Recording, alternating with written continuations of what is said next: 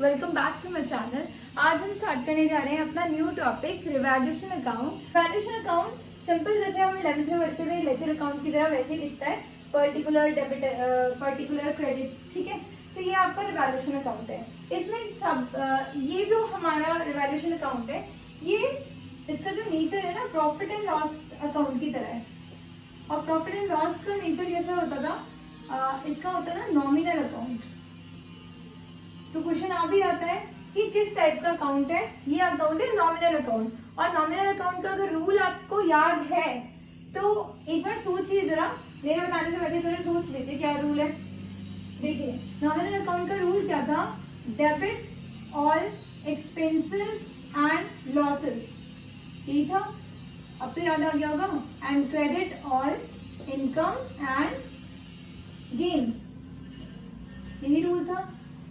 तो इसका जो नेचर है वो नॉमिनल अकाउंट के नेचर की तरह है, जिसमें हम डेबिट करते हैं जितने भी एक्सपेंसेस एंड लॉसेस हैं और क्रेडिट करते हैं जितने हमें फायदा हुआ है हमें, इनकम एंड गेन। इसकी तरह इसका रूल चलता है नॉमिनल अकाउंट का ये भी। अब इसमें क्या होता है, जब जब एसेट आपका इंक्रीज होगा, ठीक है, व्हेन इंक्रीज इन एसेट, ऊपर की तरफ साइन जा रहा है यानी कि एसेट बढ़ रहा है, तो हम लिखेंगे इधर। ठीक है, जब डिक्रीज होगा एसेट में, वहीं अगर एसेट डिक्रीज होता है तो डिक्रीज इन एसेट लिखा जाता है इधर। ठीक है, ये तो बात हुई एसेट की। अब बात करते हैं लायबिलिटी की। जब लायबिलिटी इंक्रीज होगी, इंक्रीज इन लायबिलिटी, तो वो हम लिखेंगे डेबिट साइड में। और जब लायबिलिटी डिक्रीज होगी, तो लायबिलिटी का जब डिक्रीज होने का मतलब क्या है, हमारा फायदा होना। वही हमने किसी को 5,000 रुपए देने थे और अब पता चला कि अब देने नहीं है, तो ये तो हमारे फायदे की बात है ना। तो ये हमारा किधर आ जाएगा, क्रेडिट साइड में। सो डिक्रीज इन लायबिलिटी आपका किधर आ जाता है, क्रेडिट साइड में। फिर आता है कुछ अनरिकॉर्डेड एसेट्स। अनरिकॉर्डेड एसेट्स मतलब जब हमें पता चला अच्छा ये तो एसेट है, ये यहाँ पे आ गया, अनरिकॉर्डेड था, पहले रिकॉर्ड ही नहीं किया, अब हमें उसे रिकॉर्ड करना पड़ गया, तो वही अनरिकॉर्डेड एसेट। अनरिकॉर्डेड एसेट भी हमारा किधर आता है, इधर क्रेडिट साइड में, फायदे की बात है। और अनरिकॉर्डेड लायबिलिटी पहले तो पता ही नहीं था, अब लायबिलिटी का पता चल गया, तो हमारा अनरिकॉर्डेड लायबिलिटी इधर आ जाएगा, अनरिकॉर्डेड लायबिलिटी। ठीक है, अनरिकॉर्डेड लायबिलिटी हमारा इधर आ गया। अब आप इसको क्या करते हो, बैलेंस करते हो, राइट। इसको करने ऐसे बनाते हैं हम बॉक्सेस दो नीचे, इसका मतलब होता है बैलेंसेस। इन बॉक्सेस में दोनों साइड का सबसे ज्यादा अमाउंट लिखा जाता है कि दोनों साइड में से सबसे ज्यादा अमाउंट कौन सा आ रहा है। क्रेडिट साइड ज्यादा आ रही है तो क्रेडिट साइड का टोटल यहाँ पे, क्रेडिट साइड का टोटल यहाँ पे भी और यहाँ पे भी। ठीक है, ये बात हमेशा याद रखना, जो साइड ज्यादा है उसका टोटल हम लिखेंगे, जो साइड कम है उसका टोटल हमें लिखने की जरूरत नहीं है। तो अब देखो कैसे करना है।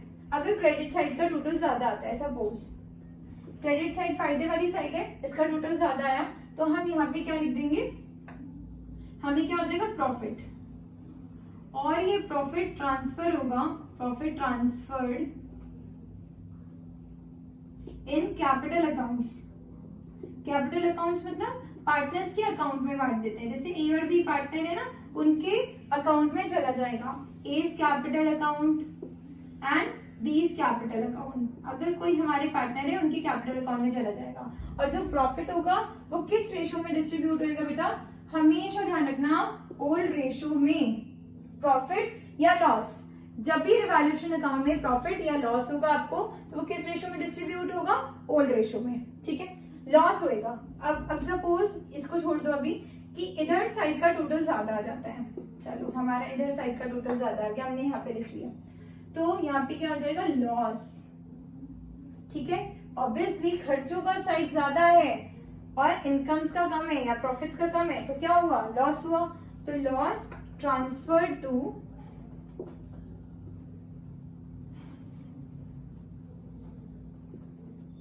Capital accounts. ये भी किस रेशो में, ओल्ड रेशो में, ठीक है, चाहे एज कैपिटल अकाउंट हो जाए और बीज कैपिटल अकाउंट हो जाए, तो यहाँ पे आपके इन कैपिटल अकाउंट्स में ही बैलेंस चला जाता है। आई होप आपको अंडरस्टैंड हुआ, समझ में आया रिवैल्यूएशन अकाउंट कैसे होता है। रिवैल्यूएशन अकाउंट किस टाइप का अकाउंट है, पहला क्वेश्चन, वो एक नॉमिनल टाइप का अकाउंट है जिसका रूल क्या होता है, debit all expenses and losses, credit all income and gain. अब अगर एसेट में इंक्रीज होएगा तो क्रेडिट साइड में जाएगा, जब जब फायदा होगा क्रेडिट करो, जब जब नुकसान होगा डेबिट करो। एसेट इंक्रीज हुआ क्रेडिट करा, लायबिलिटी डिक्रीज हुई है फायदा है तब क्रेडिट करो। अनरिकॉर्डेड एसेट पता ही नहीं है, एसेट हमारे बिजनेस का आ गया, अनरिकॉर्डेड एसेट क्या करना है, क्रेडिट करना है। अनरिकॉर्डेड लायबिलिटी हमें क्या करनी है, डेबिट करनी है, क्योंकि एकदम से पता चला अच्छा उनको वैसे पे करने हैं अनरिकॉर्डेड लायबिलिटी, तो हमें किधर करनी है, डेबिट करनी है। इंक्रीज इन लायबिलिटी, जब जब हमारी लायबिलिटी बढ़ेगी, देना पड़ेगा हमें, है ना, कोई सामान कोई रिस्पॉन्सिबिलिटी लेनी पड़ेगी, तो क्या होगा, हमारी ये डेबिट साइड आएगी। डिक्रीज इन एसेट, एसेट में कमी आ गई, डिक्रीज हुआ, डेप्रिसिएशन हुआ, एसेट कम हो गया जब उसकी वैल्यूएशन करी, तो हमारा क्या हो जाएगा, वो डेबिट होएगा। आई होप आपको अंडरस्टैंड हुआ। अब हम इसके साथ लेके चलते हैं क्वेश्चन, ताकि आपको और इजीली क्लियर अंडरस्टैंडिंग हो जाए कि कब कौन सा डेबिट होएगा, कब कौन सा क्रेडिट होगा, ठीक है। अब आप देखिए इस वाले क्वेश्चन में वैसे तो बोला हुआ है कि पास द जर्नल एंट्रीज, ठीक है, बट मुझे कहीं ना कहीं ये लगता है कि जर्नल एंट्री से पहले अगर मैं अकाउंट सिखा दूं ना तो बच्चों को जर्नल एंट्री करनी बहुत इजी हो जाएगी, ठीक है। तो देखते हैं पहले हम कि हम इनके कैसे पुट करेंगे इस वाले क्वेश्चन में, रिवैल्यूएशन अकाउंट में, देन हम जर्नल एंट्री पास करेंगे। So read with me question number 43, pass the entries in the firm's journal for the following on admission of the partner. First, machine is to be reduced by 16,000। तो first में क्या बोला, machinery reduce हो गई। अब machinery होता क्या है, मशीनरी होता है एसेट, और मशीनरी अगर रिड्यूस हुई है यानी एसेट रिड्यूस हुआ है तो कहाँ पे आएगा, डेबिट साइड में, क्योंकि जितना भी हमारा खर्चा है या लॉस है वो सब डेबिट साइड में जाएगा। तो मशीनरी रिड्यूस, तो हम लिख देंगे टू मशीनरी, और कितने से घटी है ये हमें पता होना चाहिए। तो मशीनरी रिड्यूस बाय कितना, बाय 16,000, तो हम लिख देंगे यहाँ पे 16,000, इजी। नेक्स्ट था, इसी के आगे है, building is to be appreciated by 40,000।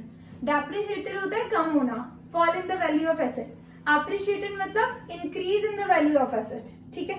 सो जो बिल्डिंग है वो इंक्रीज हो रही है, तो कितनी, क्या लिख देंगे हम यहाँ पे, बाय बिल्डिंग, ठीक है। बिल्डिंग अकाउंट कितना आ जाएगा यहाँ पे, 40,000,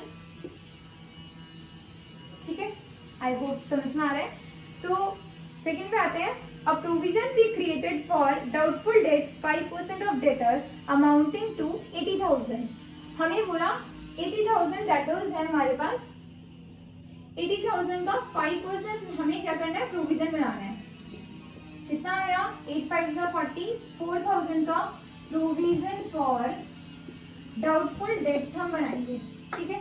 अब देखो 80,000, इसका मतलब क्या होता है, प्रोविजन फॉर डाउटफुल डेट का मतलब क्या होता है, प्रोविजन फॉर डाउटफुल डेट का मतलब होता है कि जो हमारे डेटर्स जो हैं, ठीक है, उसमें से कितना नुकसान होने के चांसेस हमें लग रहे हैं। हमें लग रहा है कि 5% लोग हमारे वैसे देंगे ही नहीं, तो उस नुकसान को कवर करने के लिए इन फ्यूचर के लिए हम बना लेते हैं प्रोविजन फॉर डाउटफुल डेट्स, ठीक है। तो हमारा प्रोविजन कितना क्रिएट हो जाएगा, 4,000 एज अ लॉस है ये, तो हम लिख देंगे to provision for doubtful debts, ठीक है। तो डाउटफुल डेट कितना है, 4,000, समझ में आया, ये 1000 लग नहीं रहा, ये 1000, ठीक है, 4,000। नेक्स्ट बोला है, provision for warranty claim increase by 12,000। Warranty claim, claim मतलब लायबिलिटी, हमें हमारा प्रोविजन है वो हमें इंक्रीज करना है कितने से, 12,000 से, फिर से लॉस, तो हम लिख देंगे टू वारंटी क्लेम्स, कितना आ जाएगा, 12,000, 12,000। उसके बाद बोला है फर्नीचर जिसकी बुक वैल्यू है 50,000, ओके, और वो रिड्यूस हो रहा है बाय 40%। फर्नीचर जिसकी बुक वैल्यू कितनी है, 50,000, वो रिड्यूस बाय 40%। अब देखो थोड़ा सा है ना, हमें गेम पड़ेगा, थोड़ा सा, अभी तक तो बहुत अच्छे समझ आ रहा था, है ना? थोड़ा सा हो सकता है ना भी आए, कोई बात नहीं। फर्नीचर जिसकी बुक वैल्यू है 50,000, 50,000 का क्या है हमारे पास? फर्नीचर। देख लीजिए, फर्नीचर जिसकी बुक वैल्यू कितनी है? 50,000। वो रिड्यूस कितने से हो रहा है? कितने से? तो 40% से। इसका 40% निकाल लो, कितना हो गया?